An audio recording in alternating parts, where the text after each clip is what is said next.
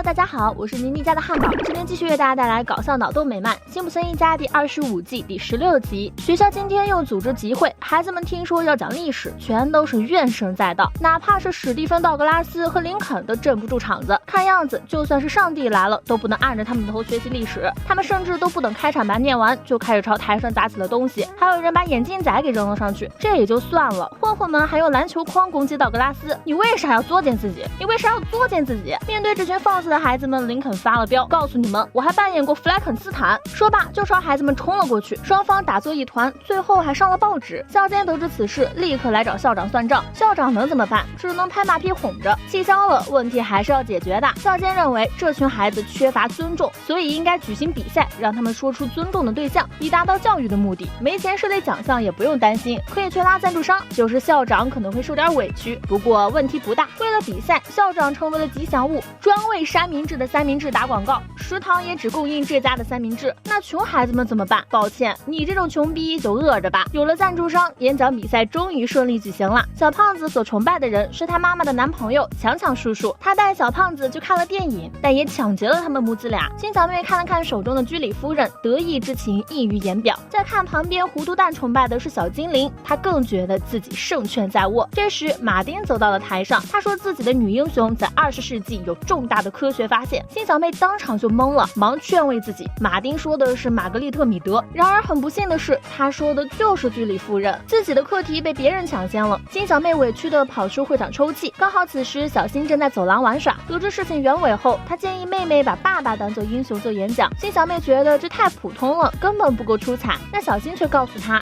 寻找辛巴的优点无异于登天，无论能不能登上，这都会是场好戏。眼见人们已经为马丁的演讲折服，金小妹只得静下心来思考小新的建议。然而一想到辛巴，就全是那些他贪吃、使坏、懒惰的场景，他实在是想不到如何把辛巴说成英雄。偏偏这时离他上台只有10秒了，金小妹没办法，只得先上去了。他说一句，辛巴就在台下接一句，我的英雄没什么名气，哼，失败者，不怎么富有，真悲催，任何历史书都找不到，真恶心。他是我的爸爸。啥？金小妹说，爸爸曾为了给他买小马打过2份工，而且他在做足球教练的时候也敢给自己发红牌。在足球史上，他是唯一一个反对自己孩子的父亲。他使我成为更好的人，这是英雄的使命，也是英雄的意义。金小妹的这番演讲把辛巴感动得稀里哗啦的，校方也乐意见到这两虎相争的局面，没有赢家就可以把钱放到学校资金里了。当然，2段演讲的视频会发到网上，供家长随时观看。不过嘛，这也是需要给钱的。自打成为了女儿的英雄，辛巴那叫一个身心愉悦，走路带风，除草都哼着小曲儿。他告诉金小妹，这个演讲是这么多年以来别人为他做过的最好的一件事，他敢肯定女儿一定花了不少心思。金小妹听到老爸这么说，只得尴尬笑笑。这时世界足联的副总裁找到了辛巴，他从网上看到了金小妹演讲的视频，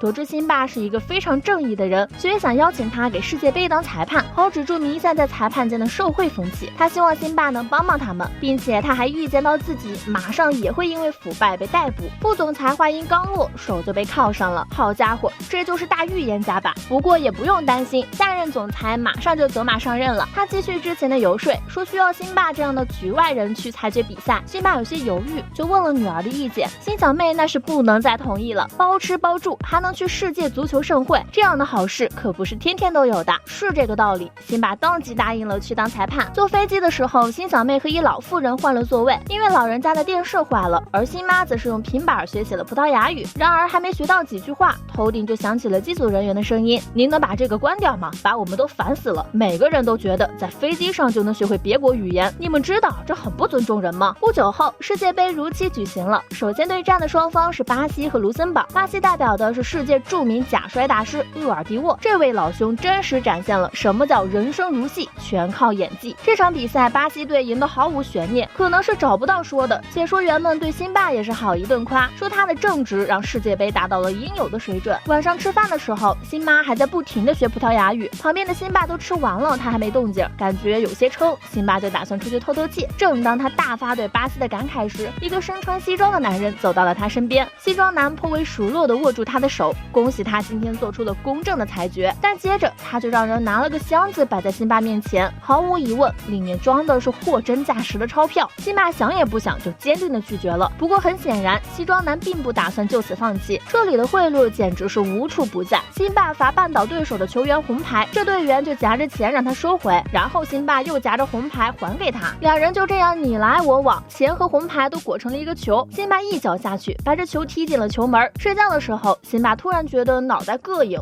把枕套撕开，发现里面全是钱。辛巴直接把它们撒在了窗外，他们吹上来，他又吹下去，到最后倒是让流浪歌手占了便宜。辛巴的油盐不进让他们有些按耐不住了。比赛的时候，公然用大屏幕搞起了贿赂，有拿票子的，有拿毒品的，还有拿珠宝的，还有啥都有的。这天，辛巴实在疲于应付，想回酒店清静一下，没想到这里也不能幸免。趁他不在，赌徒们又送来了黄金甜甜圈、巧克力保龄球和新鲜的猪肉三明治。有多新鲜呢？也就是这猪还能跑。母女三人此时也不在，辛巴跑去 ATM 机学外语去了。于是辛巴只得自己处理这些赃物。甜甜圈给酒店员工，猪猪和保龄球都放生。辛巴的坚定意志让小新都惊讶，拒绝这些东西对他可不容易，确实很难。但辛巴说他不想让辛小妹失望。小新见爸爸如此斗志昂扬，有些不忍心说出真相，不过也就只有一瞬间，然后他就把妹妹卖了。你不是 Lisa 的英雄，他在最后1分钟改成了你，因为有人写了他真正的英雄。真相往往就是这么残酷。辛巴感觉自己一直以来坚持的信念就这么坍塌了，他决定去买醉，一直喝到心中再无疼痛。辛巴一人饮酒醉，喝了很多杯，直到那西装男又找了过来，他也得知了辛小妹的事，所以过来找辛巴合作，让他把比赛恢复原样。这次辛巴没有拒绝，因为让他正直的基石已经不存在了。很快世界杯的决赛开始了，比赛的双方是德国和巴西。赛前西装男再次跟辛巴确定了协议，只要辛巴让巴西队赢，就可以得到100万美金。他们的谈话被辛小妹听到了，她劝爸爸不要那么做，不要去骗人。她为没有首选辛巴感到抱歉，事实上她确实完全没有考虑过他。但不可否认的是，在他把辛巴当作英雄之后，他的表现超出了他的想象，所以现在辛巴真正的成为了他心目中的英雄。女儿这番话重新唤起了辛巴的父爱，4家女儿能怎么办？宠着呗。决赛的比拼相当激烈，双方球员角逐了许久，还1分都没得到。这时厄尔迪沃突然在禁区摔倒了，全场的焦点都汇聚在了辛巴身上，都在看他会不会给巴西队点球。西装男自然是主张点球，而辛小妹则让爸爸别这样做，他假摔，老爸。辛巴大手一挥，没有点球。直到迪沃被担架抬走，人们给他举行葬礼，辛巴还在旁边说没有点球。2个小时的葬礼后，比赛继续，之后就没有什么悬念了。德国队也2-0胜出，这都仰赖于辛巴的正直与倔强。头一次看到巴西人如此的沮丧。比赛结束后，辛巴正想离开，就撞上了过来堵他的西装男。因为辛巴的原因，他们输了一大笔钱，现在是来取他性命的。在这紧要关头，辛妈冲了出来，她用葡萄牙语向西装男求情，希望他们能放过他，说他本不该来当裁判，一切都是源于女儿的崇拜，求你们原谅他。可惜呀，葡萄牙语再流利也救不了辛巴的命。西装男说，辛妈可以去教他儿子希伯来语，不过辛巴必须死。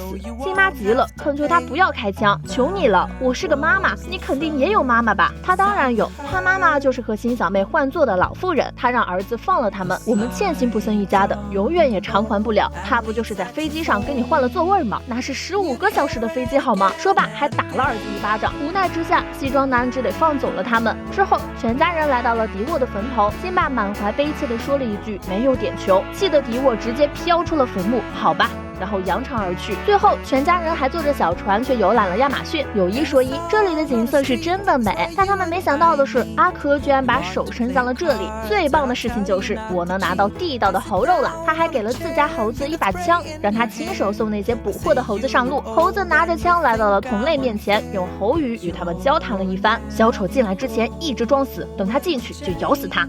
在辛小妹那篇演讲出口之前，辛巴就是普通的不能再普通的中年油腻大叔，懒惰邋遢，不修边幅，却因为那句英雄走出了舒适圈，凭借自己的努力成为了真正的英雄。人们总说我们将会成为自己所相信的人，我们相信自己是怎样的人，那么在未来的某天就能成为怎样的人。这就是信念的强大之处，以及他人的肯定是多么的鼓舞人心。伟大出自平凡，平凡造就伟大，在这两者之间架起桥梁的，或许也有着星星点点信念吧。本期视频就到这里了，喜欢的小伙伴别忘了点赞、评论、加关注，咱们下期再见，拜拜。